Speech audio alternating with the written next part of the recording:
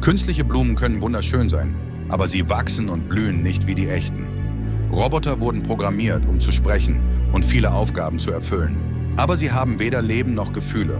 In Wirklichkeit sind Leben und freier Wille unabdingbare Voraussetzungen dafür, dass jemand Liebe empfangen, hegen und weitergeben kann. Unser liebender Gott schuf also Engel einschließlich Luzifer und Menschen mit der Freiheit, ihre eigenen Entscheidungen zu treffen, einschließlich der Möglichkeit, einen falschen Weg zu gehen. Mit anderen Worten, Gott schuf das ganze Universum als eine vollkommene und harmonische Umgebung für seine Geschöpfe, damit sie in der Liebe und Weisheit wachsen können. In 1. Johannes 4, 7-16 unterstreicht der Apostel Johannes, dass Gott Liebe ist und dass er seine Liebe zu uns zeigt, indem er seinen eigenen Sohn sandte, um für unsere Sünden zu sterben. Als Reaktion auf seine unendliche Liebe sollten wir einander lieben.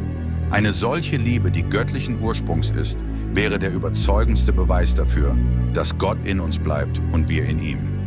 Dieser Appell, einander Gottes Liebe zu spiegeln, ergibt nur Sinn, wenn er an Geschöpfe gerichtet ist, die sich entscheiden können, diese Liebe zu hegen und auszudrücken oder im Gegensatz dazu ein egozentrisches Leben zu führen.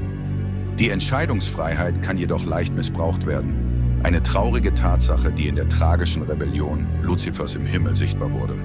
Selbst wenn man die Bedeutung des freien Willens anerkennt, fragen sich manche Menschen dennoch, wenn Gott wusste, dass Luzifer rebellieren würde, warum hat er ihn dann erschaffen? Macht die Erschaffung Luzifers Gott nicht letztlich für den Ursprung der Sünde verantwortlich? Das kann eine sehr schwierige Frage sein, über die man spekulieren kann, weil sie von vielen Faktoren abhängt, einschließlich dem, was genau mit dem Wort verantwortlich gemeint ist. Der Ursprung und die Natur der Sünde sind Geheimnisse, die niemand vollständig erklären kann. Trotzdem hat Gott die Existenz der Sünde nicht angeordnet.